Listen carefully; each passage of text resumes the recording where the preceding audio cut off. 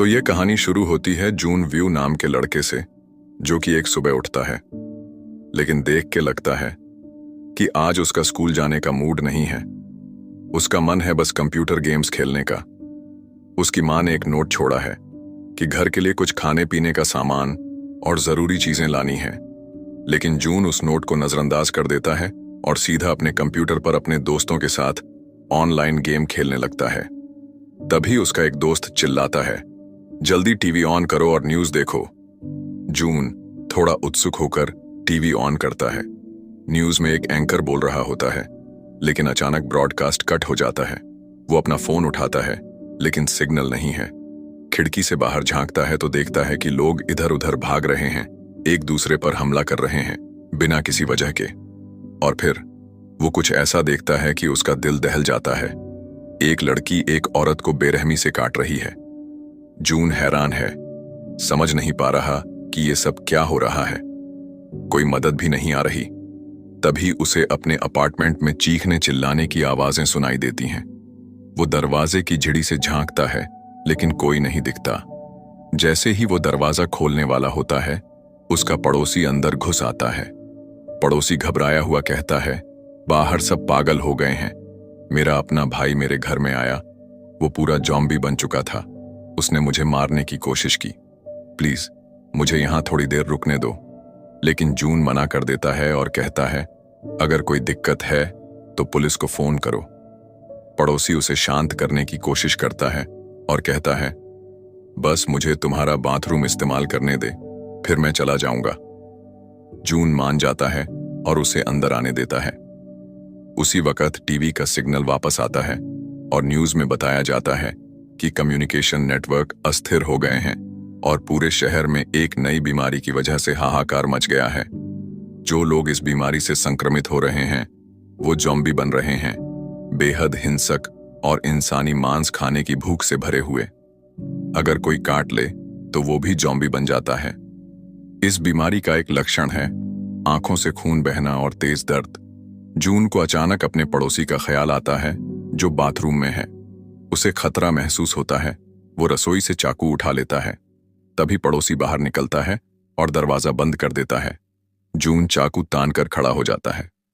पड़ोसी उसे शांत करने की कोशिश करता है, मैं ठीक हूं, बस मुझे 1 घंटे यहां रुकने दे। लेकिन जून की नजर पड़ोसी के हाथ पर पड़ती है जहां खून लगा हुआ है। वो घबरा जाता है। थोड़ी देर बाद पड़ोसी की आंख से खून बहने लगता है। वो शीशे में खुद को देखता है, डर से चीख पड़ता है और उसका शरीर बुरी तरह कांपने लगता है। उसकी टांगें हाथ अजीब तरह से मरोड़ने लगते हैं और वो पूरी तरह जॉम्बी बन जाता है। वो जून पर हमला करता है, उसे काटने की कोशिश करता है। जून किसी तरह उसे धक्का देकर अपार्टमेंट से बाहर निकालता है और चाकू से वार करता है। वो जल्दी से दरवाजा लॉक कर देता है। झिरी से देखता है तो एक बड़ा जॉम्बी उसके पड़ोसी के शरीर को खा रहा होता है। जून सदमे में है, चुपचाप खड़ा रहता है। डर के मारे उसका दिल जोर जोर से धड़क रहा है। खून दरवाजे के नीचे से रिसने लगता है। जून डर के मारे जड़ हो जाता है। फिर किसी तरह हिम्मत जुटाकर फ्रिज को दरवाजे के सामने खींचकर अड्डाता है ताकि कोई और अंदर ना आए।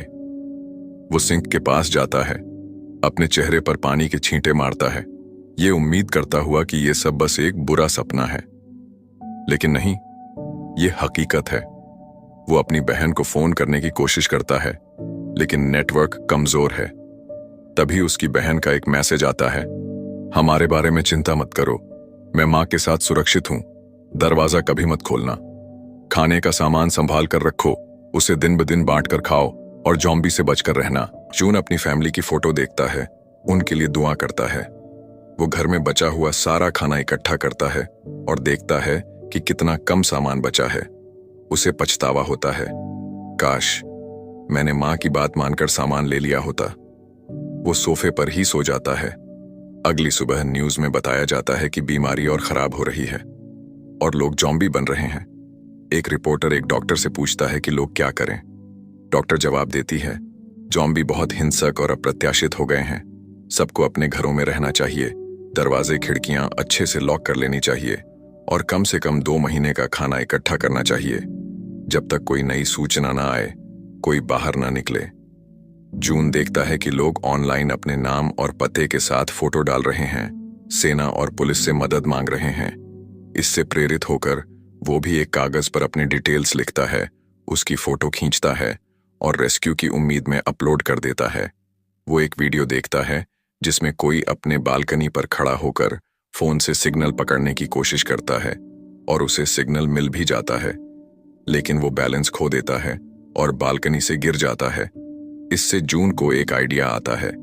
वो अपने फोन को एक ड्रोन से बांधता है और वीआर गॉगल्स से उसे कंट्रोल करता है। वो ड्रोन को उड़ाता है, नीचे तबाह हुए शहर और घूमते ज़ॉम्बी दिखते हैं। वो सिग्नल पकड़ने के लिए ड्रोन को और ऊंचा उड़ाता है। उसे एक बार सिग्नल मिलता है, वो जल्दी से अपनी बहन को कॉल करने की कोशिश करता है, लेकिन तभी ड्रोन की बैटरी खत्म हो जाती है और वो फोन समेत क्रैश हो जाता है। जून को निराशा घेर लेती है। वो अपने कंप्यूटर पर गेम खेलने की कोशिश करता है, लेकिन नेटवर्क डाउन है। रात को उसे सड़क से अजीब अजीब आवाजें सुनाई देती हैं। वो खिड़की से झांकता है, तभी एक गोली उसके पास से निकलती है। बाहर एक महिला पुलिस ऑफिसर ज़ॉम्बी की भीड़ से लड़ रही है। उसके पास गोलियां खत्म होने वाली हैं। वो आखिरी मैगजीन लोड करती है, लेकिन वो काफी नहीं है। ज़ॉम्बी के पास पहुंचने से पहले वो खुद को गोली मारने की कोशिश करती है, लेकिन नाकाम रहती है। उसका गन नीचे गिर जाता है और ज़ॉम्बी उसे चीखते हुए घसीट ले जाते हैं। जून सब देखता है और उसकी नजर उस गन पर पड़ती है। उसे लगता है कि उसे वो गन लेनी चाहिए अपनी सुरक्षा के लिए। तभी उसके दरवाजे पर जोर जोर से धक्के पड़ने लगते हैं। वो बेसबॉल बैट उठाता है और टकराव के लिए तैयार हो जाता है। धक्के इतने जोर के होते हैं कि फ्रिज हिल जाता है और गिर पड़ता है। एक ज़ॉम्बी अंदर घुस आता है। जून समझ जाता है कि वो ज़ॉम्बी से ज्यादा देर नहीं लड़ सकता। वो बालकनी की तरफ भागता है। एक साहसी प्लान दिमाग में आता है। वो बाहर निकलता है और ऐसा दिखाता है जैसे वो कूद गया, लेकिन असल में वो बस बालकनी के किनारे लटक जाता है। ज़ॉम्बी उसे कूदता देखकर पीछे कूद पड़ता है और नीचे गिरकर मर जाता है। जून नीचे देखता है। ज़ॉम्बी का शरीर पड़ा है और उसे थोड़ी राहत मिलती है। दूर से वो ज़ॉम्बी की एक बड़ी भीड़ देखता है, जिसमें वो पुलिस ऑफिसर भी है, जो अब ज़ॉम्बी बन चुकी है। जून जल्दी से अपार्टमेंट का दरवाजा बंद करता है और उसे लकड़ियों से ठोक देता है ताकि कोई और न घुसे।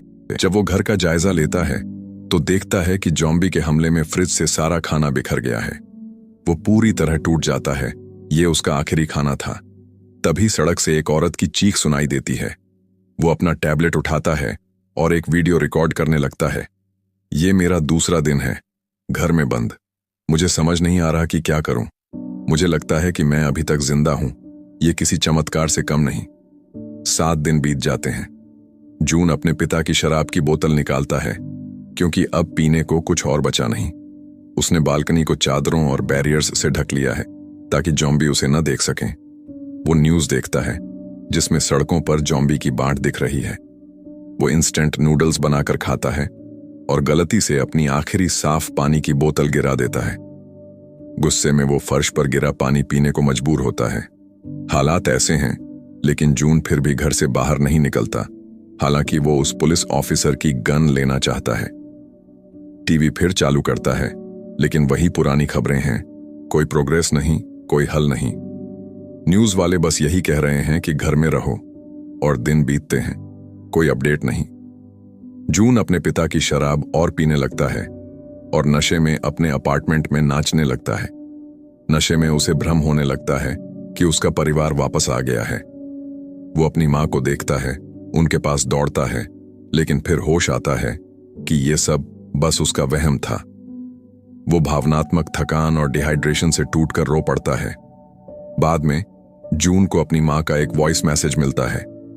वो उनकी आवाज सुनने को बेताब है। खिड़की से बाहर निकलता है ताकि सिग्नल पकड़ सके। उसका प्लान काम करता है। उसे कमजोर सिग्नल मिलता है और माँ जवाब देती हैं, लेकिन जो वो सुनता है वो उसे तोड़ देता है। माँ कहती हैं, हम अदबज कंपनी में हैं, ज़ॉम्बी अंदर घुस रहे हैं। फिर वो अपनी माँ और बहन की चीखें सुनता है, क्योंकि ज़ॉम्बी उन पर हमला करते हैं। कॉल कट जाती है। जून फूट फूट कर रोता है, बेबसी और गुस्से से भरा हुआ। गुस्से में वो अपने आसपास की हर चीज तोड़ देता है, टीवी समेत। वो पूरी तरह पागल हो जाता है। गुस्से में वो बाहर निकलता है, दरवाजे पर खड़े जॉम्बी को मार देता है और सड़क पर चीखने चिल्लाने लगता है। उसे उसका पड़ोसी दिखता है जो अब पूरी तरह जॉम्बी बन चुका है और एक लाश खा रहा है। जॉम्बी उसकी तरफ बढ़ता है, लेकिन जून उस पर चिल्लाता है कि पीछे हट जाए, लेकिन उसकी चीखों से पास के और जॉम्बी का ध्यान उसकी तरफ जाता है। जून लिफ्ट की तरफ दौड़ता है, लेकिन अंदर एक और जॉम्बी है। वो भागकर छिप जाता है, सांस रोककर चुप रहता है।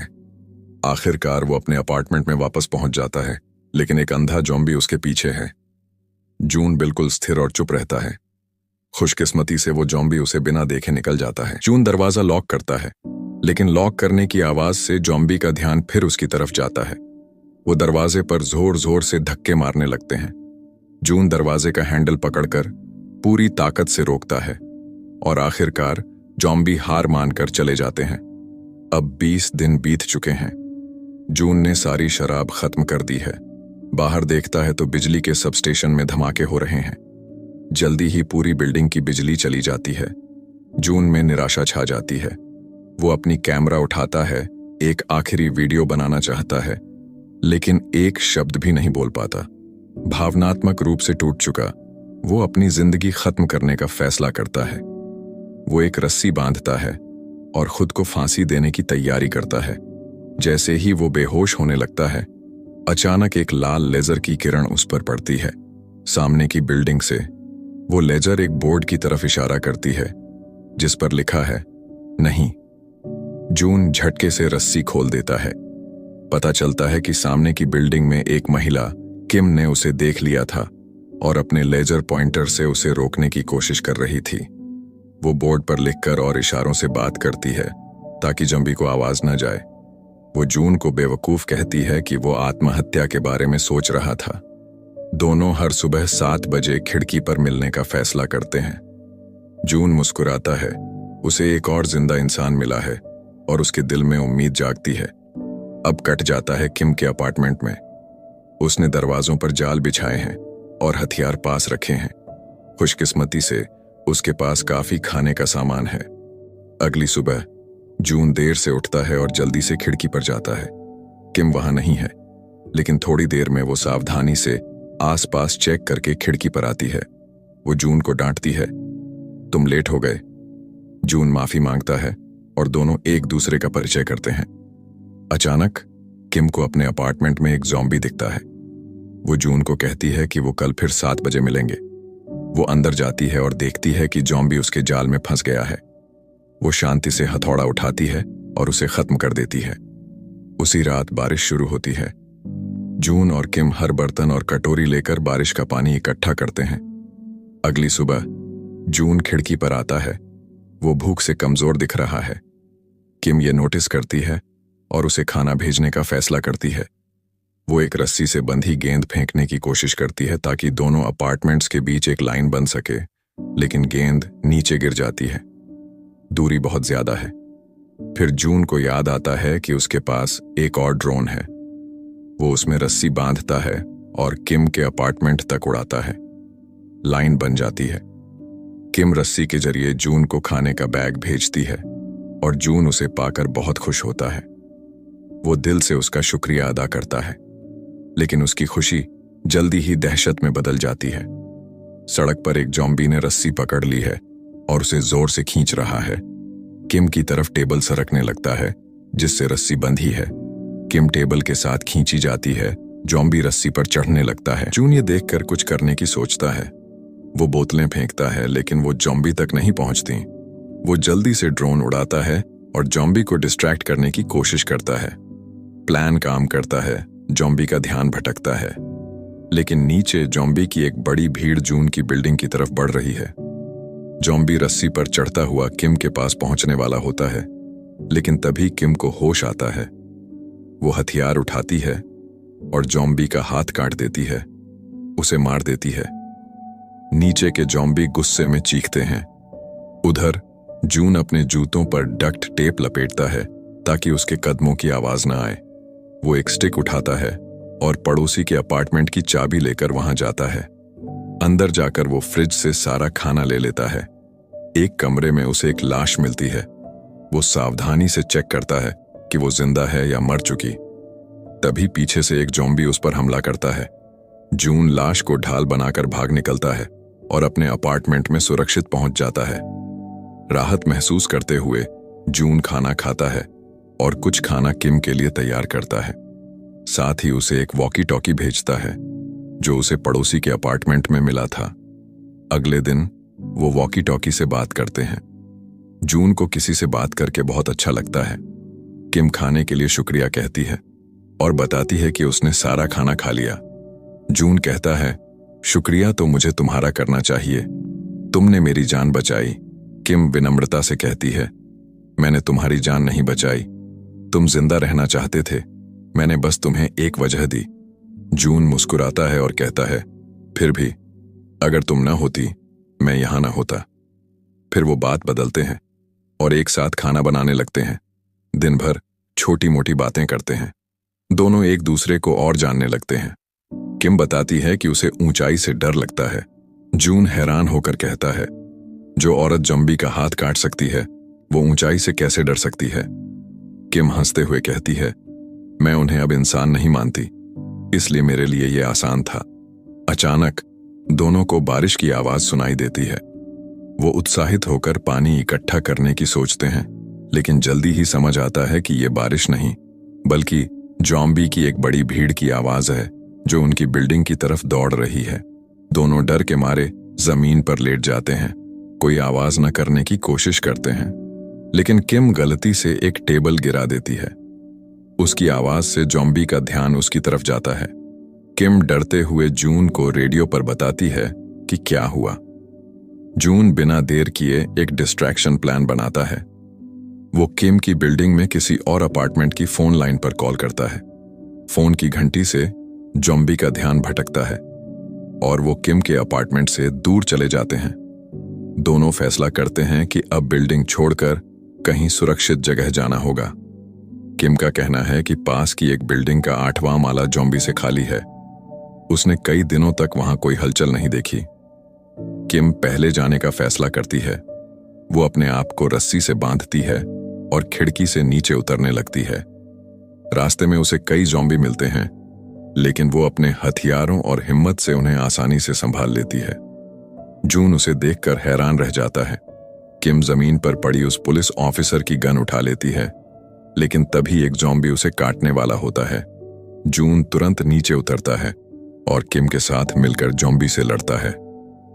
दोनों भागकर उस बिल्डिंग की तरफ दौड़ते हैं जिसके बारे में किम ने बताया था। अंदर पहुंचकर वो दरवाजा बंद करते हैं, लेकिन शीशे का दरवाजा कमजोर है और ज़ॉम्बी उसे तोड़ने लगते हैं। जून और किम जल्दी से लिफ्ट की तरफ भागते हैं और आखिरी पल में उसमें चढ़ जाते हैं। वो 8वें माले पर पहुंचते हैं और गलियारे की जांच करते हैं। वहां कोई ज़ॉम्बी नहीं दिखता। वो कुछ अपार्टमेंट्स के दरवाजे खोलने की कोशिश करते हैं, लेकिन सब ताले में हैं। तभी पीछे से एक ज़ॉम्बी आता दिखता है और कुछ ही सेकंड में ज़ॉम्बी की पूरी फौज नजर आती है। जून जल्दी से एक दरवाजा जोर से बंद करता है ताकि भीड़ को रोक सके। वो और किम लड़ते हुए आगे बढ़ते हैं।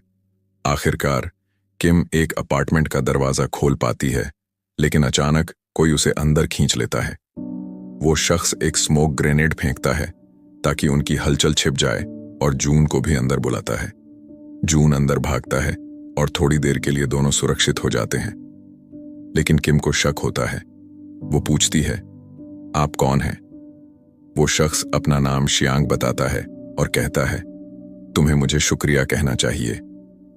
किम कंफ्यूज होकर कहती है, मुझे यकीन था कि इस माले पर कोई नहीं है।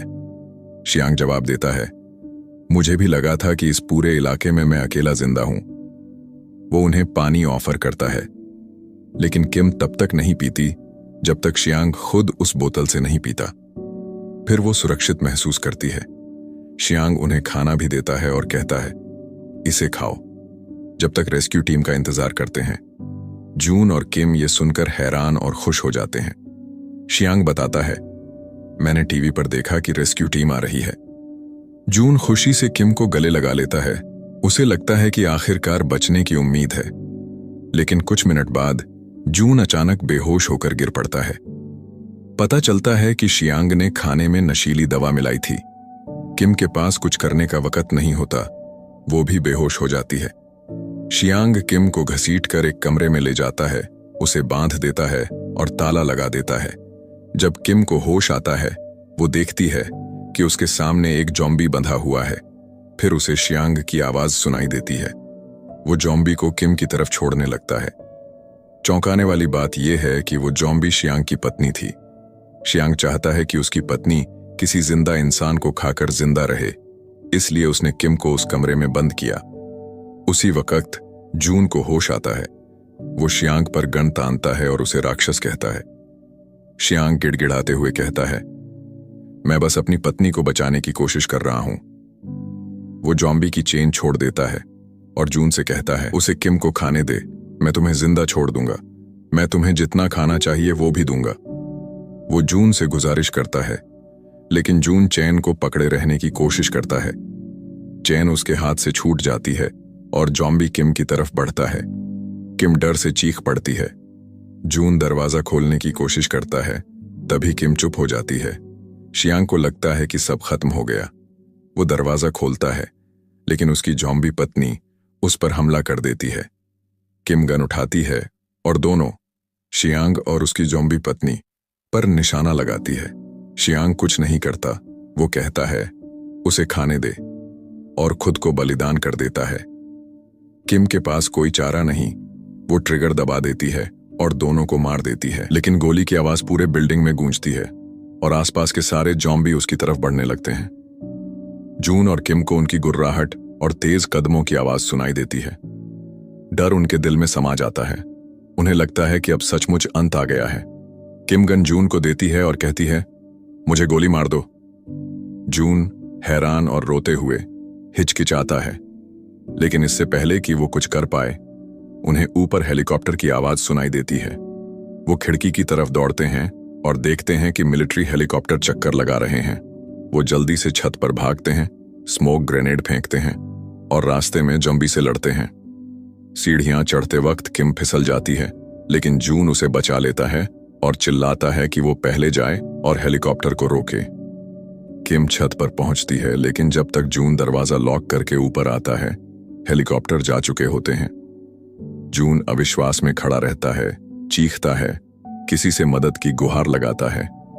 जॉम्बी छत का दरवाजा तोड़कर अंदर घुस आते हैं। जून अपनी आखिरी गोलियों से गोली चलाता है, लेकिन गन खाली हो जाती है। जैसे ही वो और किम मरने को तैयार होते हैं, अचानक एक मिलिट्री हेलीकॉप्टर वापस आता है और जॉम्बी पर गोलियां बरसाता है। सैनिक सारे जॉम्बी को मार गिराते हैं और छत को साफ करते हैं। वो जून और किम को बुलाते हैं, जो हेलीकॉप्टर में चढ़ जाते हैं। हेलीकॉप्टर हवा में उड़ता है। वो सुरक्षित हैं। जब वो तबाह हुए शहर के ऊपर से उड़ते हैं, उन्हें रेडियो पर एक ब्रॉडकास्ट सुनाई देता है कि 50,000 से ज्यादा लोग संक्रमित हो चुके हैं। शहर लगभग खाली हो चुका है। ब्रॉडकास्ट में यह भी बताया जाता है कि जून की अपलोड की गई फोटो की वजह से मिलिट्री को उसकी लोकेशन मिली थी, और इसके साथ ही कहानी खत्म होती है। दोस्तों, अगर आपको यह कहानी पसंद आई तो लाइक बटन जरूर दबाएं। अगर आपने इस वीडियो को आखिर तक देखा तो कमेंट में एक ज़ॉम्बी इमोजी डालें, ताकि हमें पता चले कि आपको यह मूवी कितनी पसंद आई। देखने के लिए शुक्रिया।